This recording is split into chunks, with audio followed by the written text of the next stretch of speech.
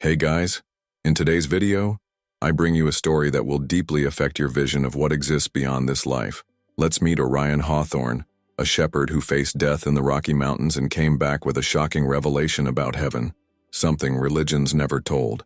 What he discovered on the other side will surprise you and change everything you believe. So leave your like, subscribe to the channel, and activate the bell so you don't miss any transformative stories like this.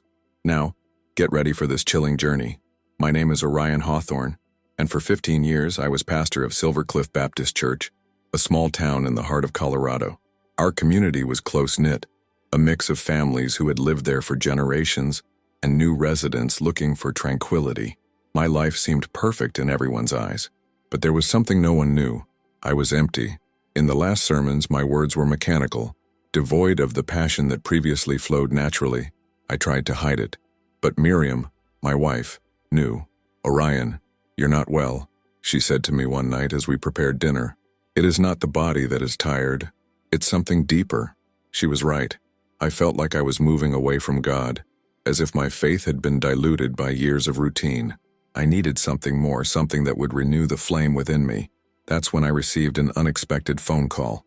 "Orion, it's Jay," said the voice on the other end of the line. Jay Calloway was a childhood friend who had followed a very different path than mine. While I dedicated myself to religious life, he had become a mountaineer and explorer, traveling to the most remote and dangerous places in the world. "I heard you're a little lost," Jay continued with the direct tone he always had. Before I could deny it, he added, "I have an idea. Why don't you come with me to the mountains? Nothing like nature to make a man find himself." I laughed in disbelief. "Jay, I'm a pastor, not a climber. What would I do in the Rockies?" "Exactly what you do in church. Look for answers. The difference is that up there, silence is more eloquent than any sermon." I spent days thinking about the proposal. Jay was known for his dangerous adventures, and the idea of leaving my congregation to embark on this journey seemed absurd. But deep down, I knew I needed to try. "Miriam, what do you think about this?" I asked my wife the next morning. She was silent for a moment, before replying, "If there is a chance for you to find what you lost, I think you should go. But, Orion, be careful. I don't want to lose you." That's how I made my decision. Preparing for the journey was a challenge in itself. Jay sent me a detailed gear list: hiking boots, thermal clothing, a heavy-duty backpack, hiking poles, and an extreme weather tent.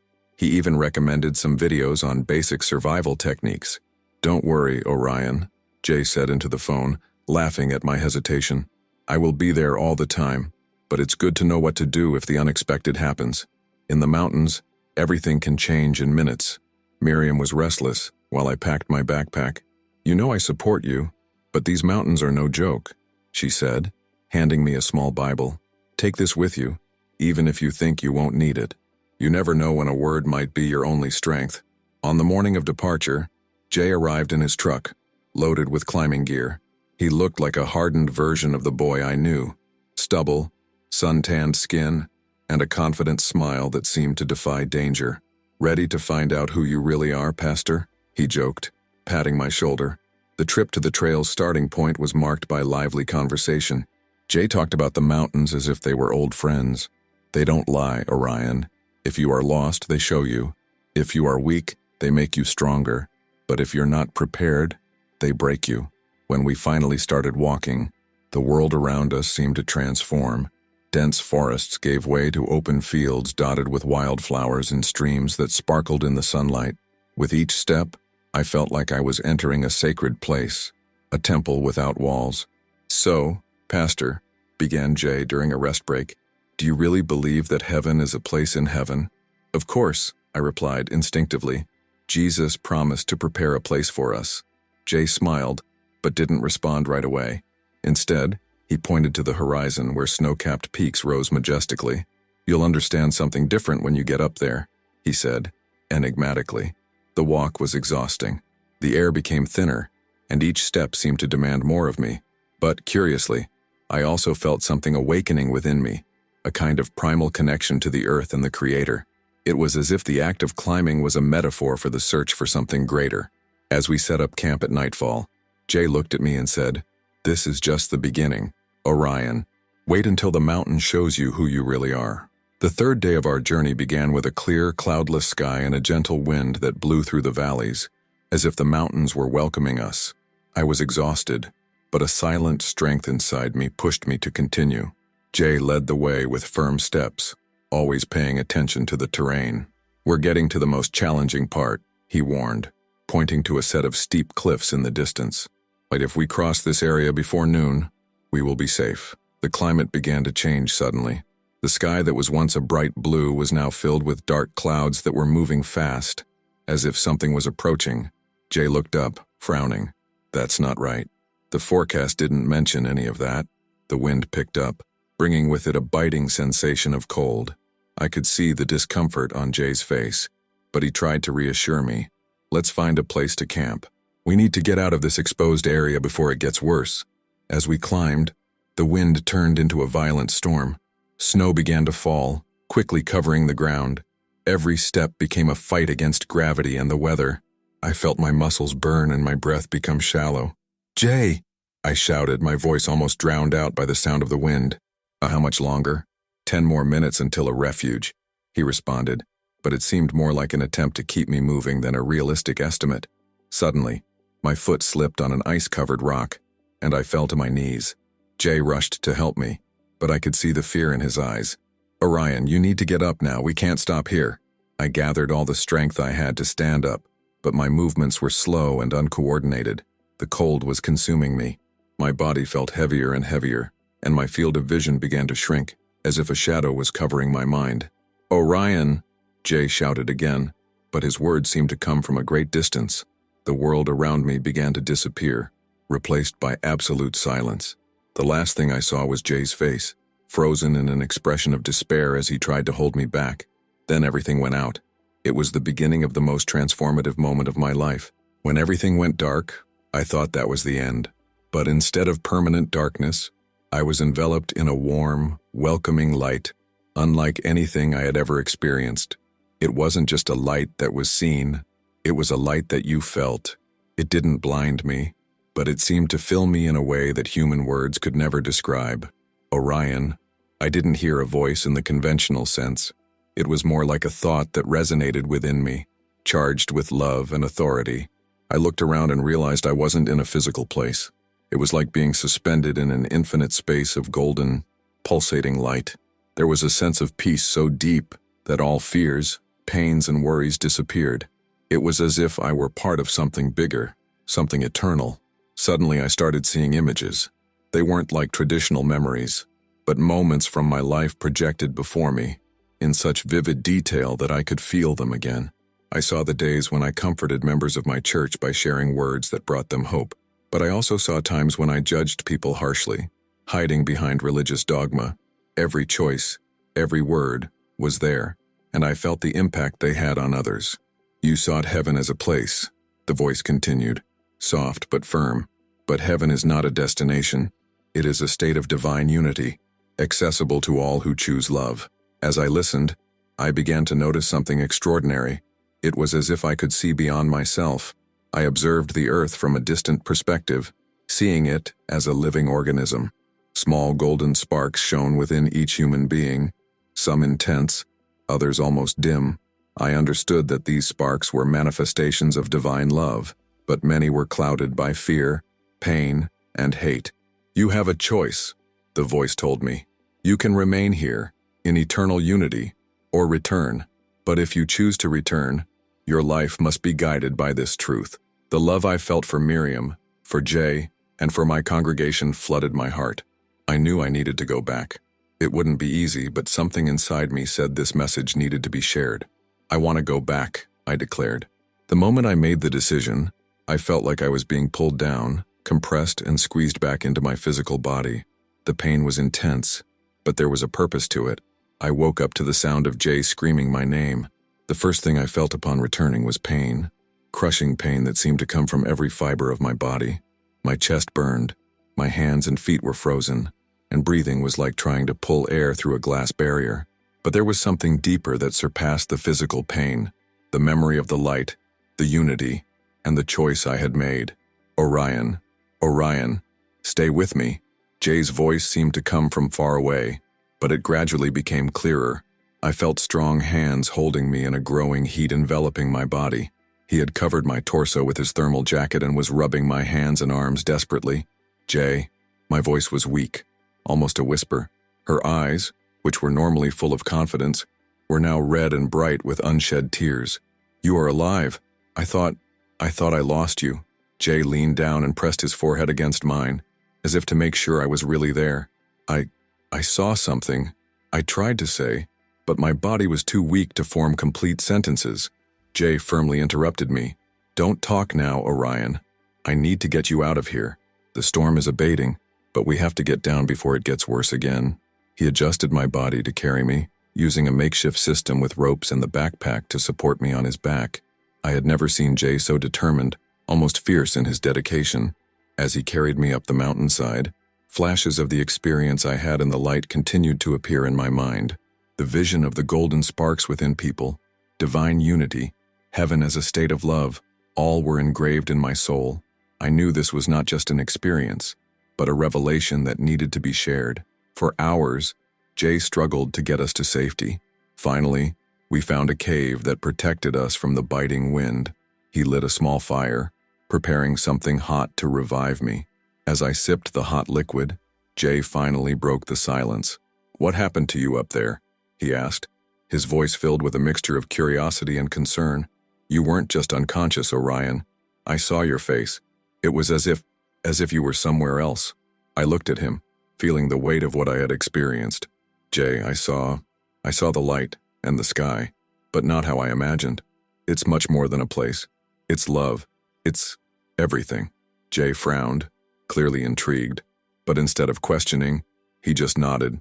"Maybe you should rest. I think you have a lot to tell me when we are off this mountain." I lay on the cold cave floor, feeling the heat from the stove.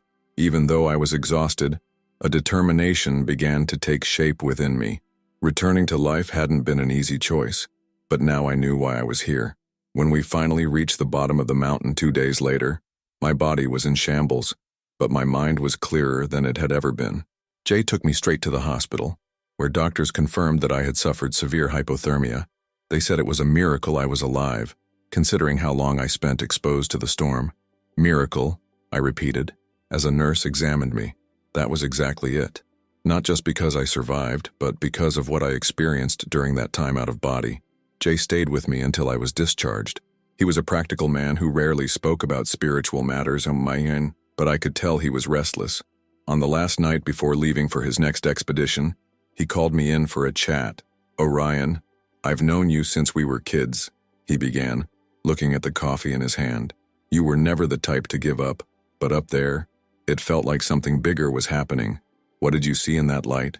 I took a deep breath. Where to start? "Jay, what I saw wasn't just a light. It was God, or something that represents divine love.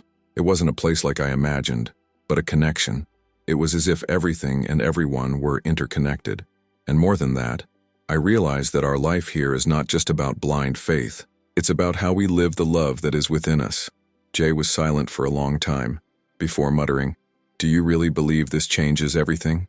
"Not only do I believe it," I replied, looking directly at him. "I know. When I returned to Silvercliff, I was welcomed as a survivor. Miriam hugged me with tears in her eyes, and my congregation organized a celebration in my honor. But while everyone was talking about the miracle of my recovery, I knew I needed to share something much bigger. In the first sermon after my return, I stood before the congregation with a mix of nervousness and determination. The text I chose was 1 Corinthians 13:13. "Now therefore faith, hope, and love remain, these three, but the greatest of these is love." "My friends," I began, my voice echoing through the small sanctuary, "I have returned from the mountains not only with a wounded body but with a renewed soul. I want to share something I've learned. The heaven we seek is not somewhere far away. He is here, within our reach, when we live in love. Love is the divine essence that connects us. This is what God wants from us." Some members nodded, while others looked confused. An older man known to be conservative stood up and asked, "Pastor, are you saying heaven isn't real?" "No," I replied firmly. "I'm saying that heaven is more real than we ever imagined, but maybe not in the way we were taught. It is a state of unity with God, accessible to everyone." The sermon generated a wave of discussions throughout the city. Many were intrigued, others alarmed, but for me, it was clear that the message needed to be shared, even if it wasn't accepted by everyone. In the days following my first post-return sermon, I realized that my message had struck the community like lightning. In a town like Silvercliff, where religious tradition was the foundation of many lives, my new spiritual vision was met with mixed reactions, curiosity from some, fierce resistance from others. Miriam was the first to notice the murmur in the city. "Orion, I think you need to know. Some people are worried about what you said on Sunday. They're saying you're straying from the Bible." His eyes reflected concern, but also support. I smiled, trying to reassure her. "Miriam, they have the right to question, but the truth I experienced is impossible to ignore. I can't go back to what I was before." The reactions began to intensify. During a weekly meeting at the church, Deacon Thomas Everett, a respected man in town, asked to speak. He stood up solemnly, his posture reflecting authority. "Pastor Hawthorne," he began, his voice thick with formality, "I cannot ignore the fact that your recent words contradict years of biblical teaching, saying that heaven is not a place, that it is a state of mind. That sounds more like philosophy than Christianity." There were murmurs of approval among those present. I knew this moment would come. I looked at Thomas and, in a calm voice, replied, "Thomas, I understand your concerns, but what I shared on Sunday did not come from me, but from the experience I lived. The heaven I described does not diminish the faith we have, but expands it. He calls us to live the love we preach, not just wait for a distant place." The hall fell silent. It was as if everyone was holding their breath, waiting for the next confrontation. Thomas shook his head, frustrated. "But, Pastor, where does that leave us? And the trial? What about the promises of eternal life?" Smile softly. "That doesn't change, Thomas. What changes is how we live here. The trial is not a court. It's how we feel the impact of our actions on others. And eternal life is not something that begins after death. It begins when we love." Despite the tension in the air, some people began to see hope in my words. Among them was Eleanor Marsh, a young member of the congregation who always seemed to be looking for something beyond what traditional sermons offered. After the meeting, she approached me. "Pastor," she began timidly, "what you said makes so much sense. I always thought something was missing in the way we were taught about God. Do you think I can live that love now, even with all my flaws?" I placed my hand on her shoulder and replied, "Eleanor, God never demanded perfection. Love is for all of us, even in the midst of our flaws. You already have the light within you. You just need to let it shine." As resistance continued, seeds of transformation also began to emerge. Young people like Eleanor approached, inspired by a more inclusive and lively vision of spirituality. On the other hand, there were informal meetings between more traditional members who questioned my leadership. I knew the road ahead would be difficult, but, just like in the mountains, challenges were part of the journey. As the weeks went by, I realized that my message was beginning to shape a new dynamic in Silvercliff. Some people looked to me for comfort and inspiration, while others avoided my presence, trapped in the idea that I had abandoned the foundations of faith. However, the experience I had in the mountains gave me the strength I needed to move forward, even in the face of resistance. One night, while Miriam and I were in the kitchen preparing dinner, she watched me in silence. After some time, he finally asked, "Do you feel like you are on the right path, Orion? I mean, with everything that's going on." I paused for a moment, pondering his question. "Yes," I replied firmly. "I know what I'm saying is not easy for some people to hear, but I can't ignore what I experienced. The light, Miriam. She showed me that God is more vast and inclusive than anything I've ever preached. It's my mission to share this, even if not everyone understands." She smiled, placing her hand over mine. "I see the difference in you. You are more serene, more present. No matter what others think, I'm with you." These words were a balm for my soul. Despite the difficulties, Miriam's presence by my side gave me strength to face any challenge.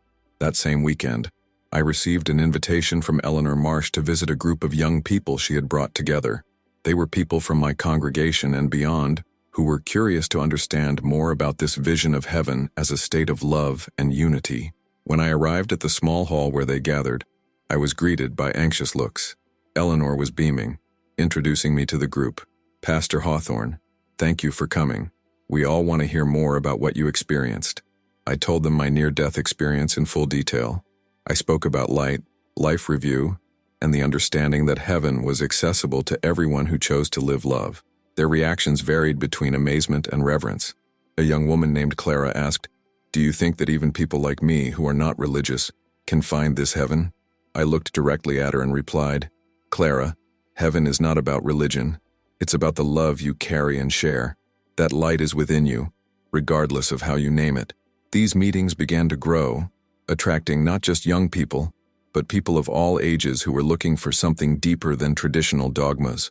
At the same time, I faced increasing criticism from conservative church members who saw my involvement in these meetings as a threat to the established structure.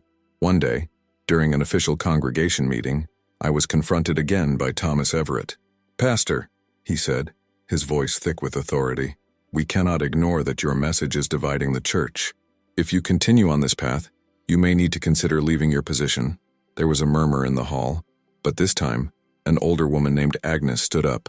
"Thomas," she began, her voice trembling but firm, "I see no division here. I see transformation. What the pastor is saying has brought hope to me, something I haven't felt in years." Agnes. Courage inspired others to speak out. At that moment, I realized that although I couldn't please everyone, my message was reaching those who needed it most. My reconnection with God had given my life new purpose, and even though I faced challenges, I knew I was exactly where I was supposed to be. As time passed, the impact of my experience in the mountains became more evident, both on my life and on the Silver Cliff community. Some people left the church, unable to accept my new approach. Others, especially young people and those who felt outside traditional religion, found hope and purpose in the messages I shared. One night, as I was reviewing my notes for a new sermon, Miriam came into my office with a cup of tea. She sat in the chair opposite me and looked at me with an expression of curiosity and tenderness. "Orion," she began, "sometimes I wonder, that light you saw, how would you describe it in one word?" I stopped for a moment, searching for the right word. "Love," I finally responded, "but not love as we understand it. It's something deeper, more vast. It's the essence of everything." Miriam smiled and held my hand. "It shows in everything you do now. Even when you face criticism, you have this peace." And it was true. From the moment I woke up on the mountain, I felt a serenity I had never experienced before. The arguments and divisions in the congregation still affected me, but now I was able to deal with them in a more compassionate way. One morning, during my usual walk in the hills around the city, I sat on a rock and watched the horizon. I thought about Jay, Miriam, the congregation, and, most importantly, the light. It was then that I realized something profound. The mountain had not just been a place of physical challenge. She was a symbol of spiritual ascension. Each step, each difficulty faced up there, represented a stage of my own transformation. Over the months, I began to see my experience as a calling to a new form of ministry. It was no longer about teaching rules or following dogma. It was about helping people recognize the divine light within themselves, to understand that love is the ultimate purpose of existence. My preaching changed completely. Now, instead of focusing on passages of condemnation or judgment, I spoke about the transformative power of love, about the divine unity that connects everything. One of my most memorable messages said, "God doesn't want us to wait for heaven. He wants us to live it here, every day, in every act of love." There were moments of doubt, of course. Some nights I wondered if I was on the right path, especially when I faced opposition.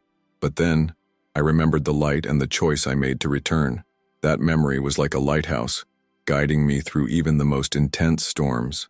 Silver Cliff changed along with me. The congregation has transformed into a more inclusive space, welcoming those who previously felt rejected or unworthy. Eleanor Marsh, who now led a youth group inspired by my message, became an important voice for those seeking a more authentic spirituality. I realized that my purpose was not to convince everyone to accept my vision. It was simply living in accordance with the truth that I had experienced, and letting that truth touch those who were ready to hear it. Each day, I lived with the knowledge that heaven was not a distant destination, but a state of being, and that the light I found on the mountain was present in every act of love, in every human connection. Decades have passed since that Rocky Mountain storm, but the impact of the experience has never faded. I grew older, just like Silver Cliff, But the flame of what I experienced in that light continued to burn within me, guiding every step, every word, and every decision. The congregation that once resisted change has now become a diverse and welcoming space. People of different backgrounds and beliefs found a place there to explore divine love without fear of judgment. Many who initially criticized me ended up coming back, drawn by a message that, while challenging their beliefs, offered comfort. Thomas Everett, who so often questioned my approach, was one of those. One afternoon, years after the initial confrontation, he knocked on the church door. When I opened it, I found a different man. He looked older, more tired, but his eyes carried something that wasn't there before: humility. "Pastor, he began hesitantly. "I think it's time we talked." We sat on a bench in the sanctuary, where so many heated discussions had taken place in the past. He lowered his head for a moment, as if gathering the courage to speak. "I didn't understand what you were trying to say back then," he confessed. "I thought I was betraying everything we had learned. But over the years, I've seen the impact of what you've done. I saw how people changed, how I changed. And now, I'm here to say, thank you."